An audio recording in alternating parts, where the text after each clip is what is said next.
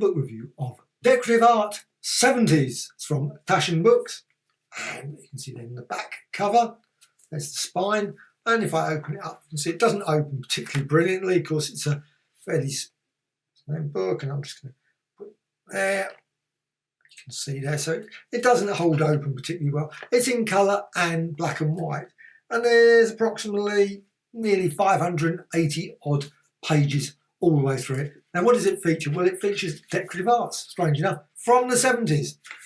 Came out in 2006 from Taschen, but it's printed based on a book that was called Studio Magazine, and it started in 1893, and obviously had a number of different variations of the yearbooks, but this is all from the yearbooks. So it's of course, you probably can find copies of the yearbooks as well, but this is obviously not probably every single page from those yearbooks. I don't know. It doesn't say. But I guess it's obviously a summary. There's some included, some not, because we would make assumption that if there's certain yearbooks, that there's 10 years, then you've obviously only got 50, and I imagine the book was a bit bigger than that. However, you can also see from the size as well. It's not, obviously, I assume the magazine was bigger. I haven't got copies of the original magazines, so I can't say, but I imagine they were bigger than this. Could have been this size, I guess, but unlikely. You got some German in it, you got some English, and then you just got some just amazing. Now, it's predominantly black and white, but there's also some colour as well, so you can see there's some colour pages. And I just love looking through these books. Just beautiful just to see all the different designs.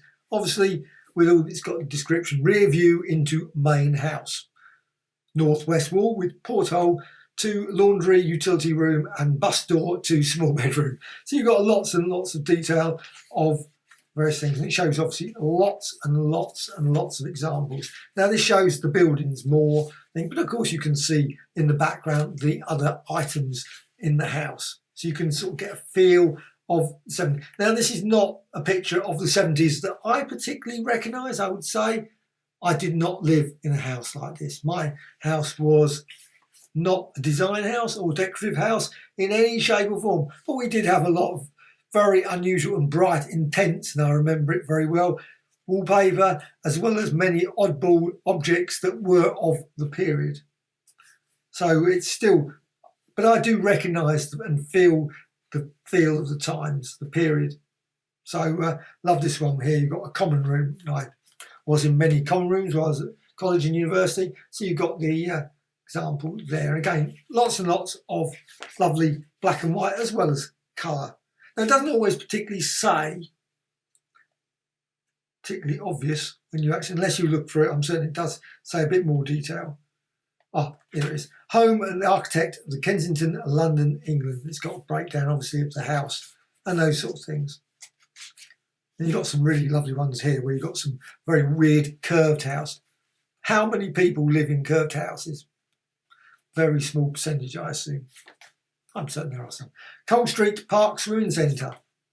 The West Office building for Deer & Co. And so on and so on. And there's also lots of examples of just chairs. You've got some chairs. Just some chairs. Show of chairs there. Of course, of the period. Again, my chairs were less interesting than this. Though sometimes when I look at these chairs and tables, I always think, were they very comfortable to sit in? I'm very suspicious that they were not. They looked amazing, but I just wonder how good they were. I mean, that's just great, but practical? Maybe not. But it's got some great design elements here of all the various, this one's some England. Finland, there's a Finnish one. There's some England ones. Glasses, also a section on glasses, lights. And you've got lights there as well. Now, decorative arts, 70s, just love it. There's also a 60s one as well, decorative art of the 60s, so that's worth checking out as well. So, as with all Taschen books, I think Taschen books are superb. I love Taschen books. I love this small format Taschen book as well.